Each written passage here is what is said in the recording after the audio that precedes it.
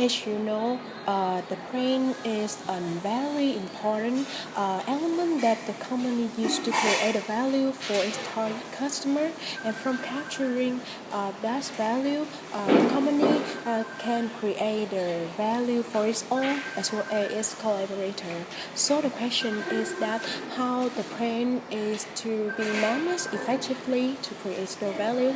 Therefore, today I would like to present to all you guys about the framework of brand management, and to be more specific, we introduce you about the strategic brand management process to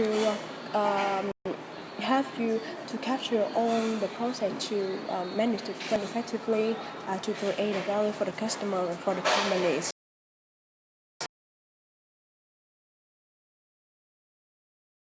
In the clip, we will identify about the essence of brand and brand management. First is the essence of brand. Brand aim to invoke meaningful association in people's mind to identify companies, service, non-profit organization, events, and individuals. It's used in different contexts to refer to different marketing phenomena. For example, BMW makes all of their product and strategic decisions by asking the question, would this make the experience a pleasure for our drivers? Where Audi has pushed its technological advantage and Mercedes has gone for status, BMW singularly focused on making the experience in car fully pleasurable. They carry this focus on experience into the sales and service as well. Next is an example of Walt Disney.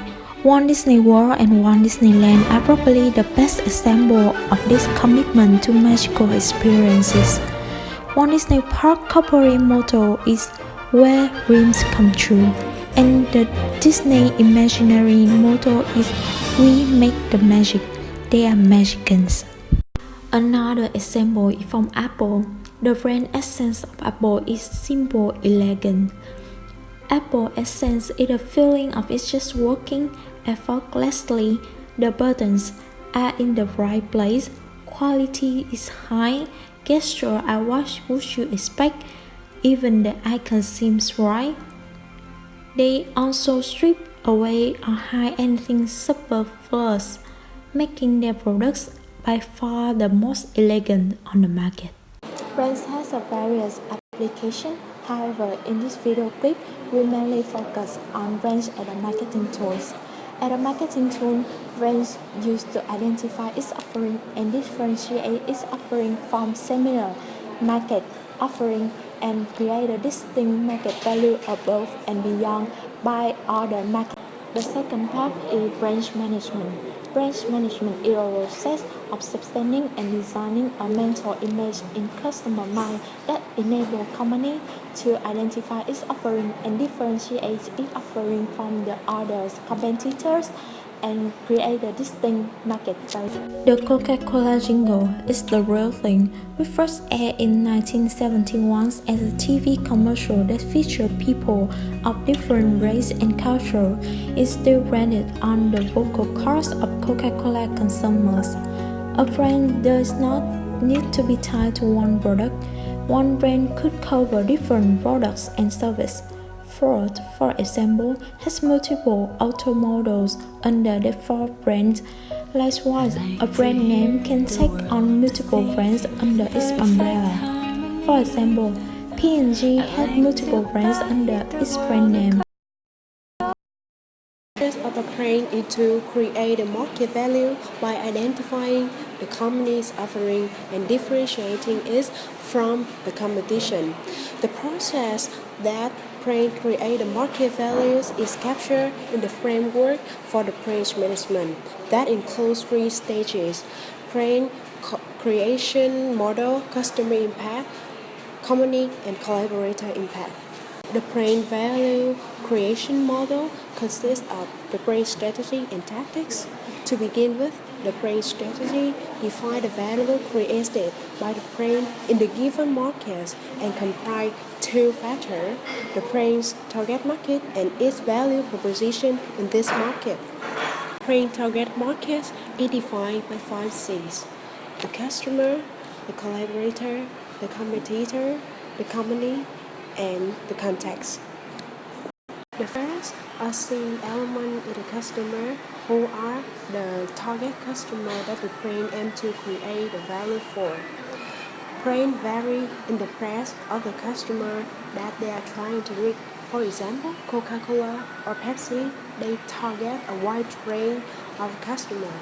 However, it is difficult for a brand to develop a unique value proposition if they involve in the heterogeneity of larger customer segments. However, brands with more focus offering targeting the smaller customer segment with more homogeneous preference will be threatened by the competitor. So the key point here is that the company should choose the right balance between the breadth of coverage and the depth of the brand relationship with its customer target. The choice of the brand's target customer also guided by 2 principles: the attractiveness and the compatibility. Attractiveness means that the target customer should be able to create a value for the company, whereas the compatibility means that the company's core competency and strategic assets should be aligned with the customer needs so that the company can create the value for its target customer. The second C's element is collaborators, who are the entities work with the company to build and manage the brand, as well as create a value for the customer. Brand collaboration often involving co-branding, whereby 2 or more companies develop a joint strategy to leverage one another's brand power and achieve the synergy from linking the brand together. For example, Apple and Nike try to develop a Nike Plus running app to track the running process as well as be a motivation for the runner.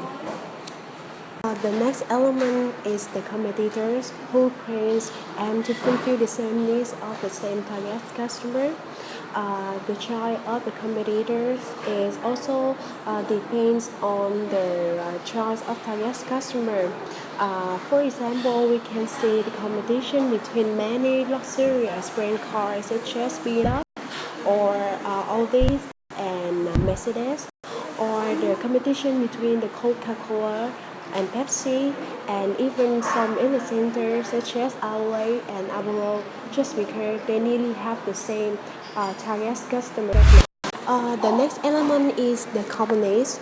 A company resources such as the brand-specific assets or a company reputation or the brand portfolio and even a brand managers are very essential for the building and managing the brand. And another important resource is the core competency of a company. I take an example that some large companies such as Unilever or the Nestle over the year, they have developed the know-how to design, to learn, and to manage a strong brand, which is the core competency that creates an advantage over the competitor with less understanding about the brand and less experience about building a strong brand. The last but not least component is the context, which includes the economic, technological, social, cultural, regulatory, and physical aspect of the environment. For example, with the economic environment, in the state of low economic development, there's a limit for the company to create a value for the customer because especially for the customer who are focused on the price.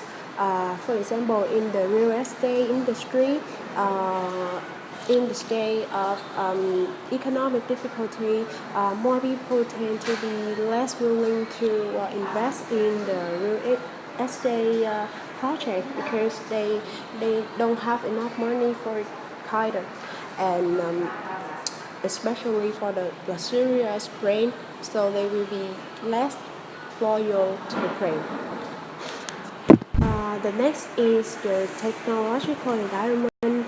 It's mentioned about the increased customer connectivities or the growing impact of social network, for example, and about the social cultural environment. It includes some factors such as the education, the custom, the habit, the value, and extra of the customer. About the regulatory environment, which include some frame relevant law concerning about the trademark, the patient, the claim communication. For example, about the claim identifier, such as the logo, the model, they are protected by the common law regarding to the claim. And the last element is the physical environment, which include the typographies, the climate, and the weather, which can have an impact on the ability of the brand to create a value for the target customer. Another component of brand strategy is its value proposition in the market. Brand is not only used as a tool to create value for the target customer, but capture some of this value for the company and the collaborators. So it means that the company must optimize the branding activity based on the benefits that it creates for the target customer, but must take into consideration the benefits as well as the cost for the company and its collaborators. For example, the value proposition of Apple iPhones is why there's nothing quite like iPhone. They said that every iPhone we've made, and we mean every single one, were based on the same belief. That is, a phone should be more than a collection of features. That, above all, a phone should be absolutely simple, beautiful, and magically to use. In addition to develop the value proposition, one another important aspect is to articulating how a brand should be positioned in the mind of the target customer. Brand positioning refers to the most relevant aspect of the brand's value proposition, which create the distinct mental image for the target customer. Therefore, the company must identify the strategically important association of the brand and make them primary to the customer mind. Words is where dreams come true, which is very obvious and easy to create a mental image for the target customer, especially the kids. The next thing we want to know in the brand management is brand tactics. And according to Alexander Chenov, brand tactics translate the brand strategy into a set of actionable decisions that can distinguish the image of that brand in the mind of its target customer. And two aspects of brand tactics, they are brand design and brand communication. Now, we're going to talk about brand design. Brand design articulates the elements of the brand to define the essence of it. And there are two components of brand design. They are brand identifiers and brand elements. So the brand identifies brand elements that are created, managed, and owned by the company that will help to distinguish that brand to another brand. So it can come from with the visual appearance, comes with the sound, the slogan, the motto, and so on. Okay, for example, when you think of just do it, you would right away know that that is Nike, right? And when you hear this sound, that is Nokia. And just imagine the character. When you see a man with a walking stick, you will know that is Johnny Walker, a really famous Scotch whiskey. And that is brand identifies. Just in some, it's the way that you perceive that brand, that you will know that brand by your senses. Okay, next components is brand identifiers. So by the definition, brand identifiers is brand elements who value the company aims to leverage the association with the brand name. So for example, just like this, when you think of Mercedes, you know that is a luxurious car, right? You would think of a really expensive cars with very beautiful interior and exterior. And when you think of Toyota, that is a general kind of automobile that is popular with everyone, with the middle or low income people that would use that. So in short, brand identifiers is how the customer will think of that brand whenever they see the logo, the slogan, and so on. So the next components of brand tactics is brand communication. So brand communication is just the way you deliver the brand design to customers. So it involves choosing the brand media and a creative execution. Now I will tell you about the brand media. A brand media is just like a channel you would use to deliver the meaning of the brand design. So it can be on TV, it can be on banners in buildings, it can be on social media. And the thing is, you know that advertising is really expensive, and your target customers will not always approach you all kinds of channels. So you must choose the most effective one and the one that your target customers approach the most. The thing you need to know in the brand communication is the creative execution. So it is the means of used to how you express the different values of your brand into the mind of the customers. So in short, in other words, that is the content. It can be words, it can be the layout, it can be the story of a video. Creative execution is also very important because it's the message the brand wants the customer to understand. For example, for models, their motto is the drinks for the champion, right? And their advertisements emphasis on winning and losing. Yeah, this is only for the champs. And in the opposite, the Owen teams, they more emphasize on the process, the happiness, the joy during the process, no matter you win or lose. Another important element that pushing the brand names is the customer value. The customer value is the value of an offering to its customer, and it also refers to the customer's evaluation of the needs fulfillment degree of an offering. So it is clearly that in the definition, the customer value and the offering value are closely related. An offering value is identified by the fit between the offering's benefits and the need of its target customer. And with a better fit implies a greater customer value. The customer value has two main attributes, which is intangible and idiosyncratic. Value is intangible because it is not a company's property and it does not exist in the market. Rather, it is created when the customer interacts with an offering, and it reflects the customer's subjective evaluation of the utility of the offerings.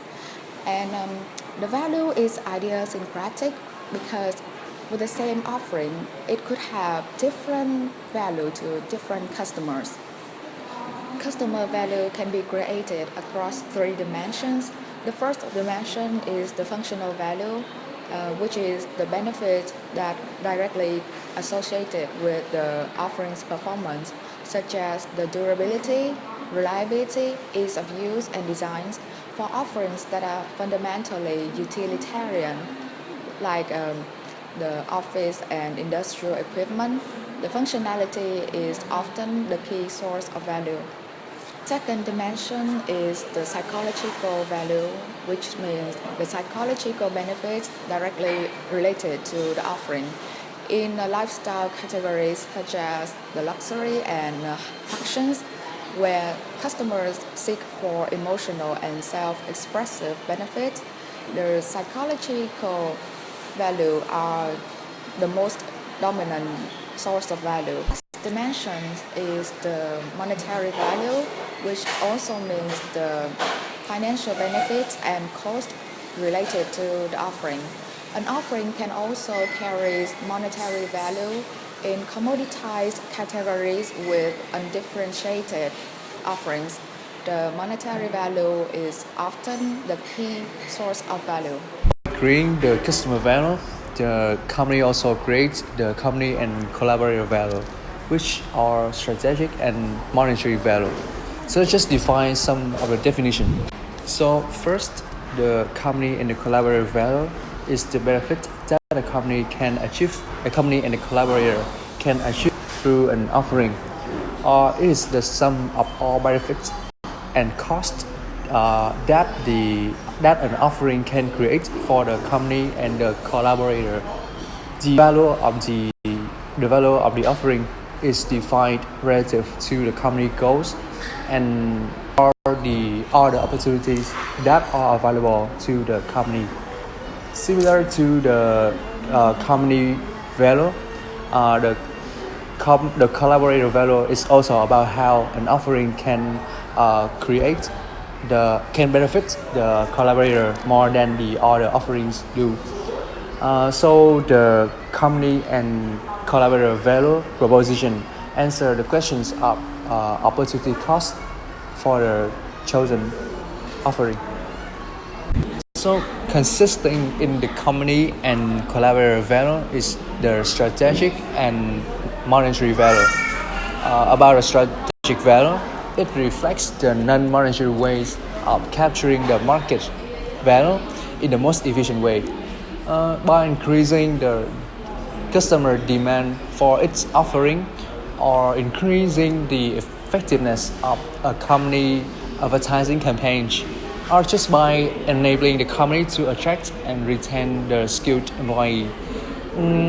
About monetary value, it simply reflects the financial benefits that directly attribute to the brand. So speaking of our case, the ILA case, Summer Over the Moon campaign 2019, ILA tries to offer their students, especially children, a summer course combining English learning with particular skills and knowledge in subjects such as mathematics, physical education, legal education, art, etc. So by being attacked with exciting picture and graphics, this campaign is not only visually good, but it also can assure the families of the course quality and deliver dynamic experience for the children. On top of that, the courses are specifically designed for children from 3 different age groups: Jumpstart, Super Junior, and Smart Teens, ranging from 4 to 16 years old. So with the mentioned cost, the strategic and monetary value are generated. To be more specific, ILA can capture more market value through because of the good quality that the course deliver, or can attract more good applicants who are interested in ILA content. And last but not least, financial benefits are also generated through the course fee.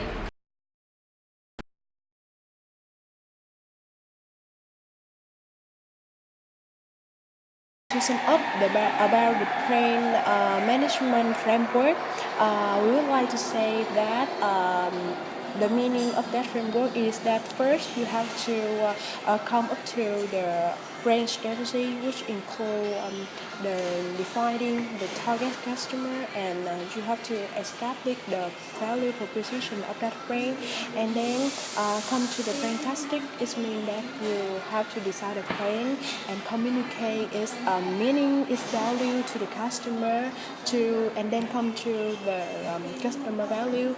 If the brand can create a positive value for the customer, and of course that value will benefit the company as well as its collaborator to create the value for the companies and the collaborators. That's the meaning of the brand management framework.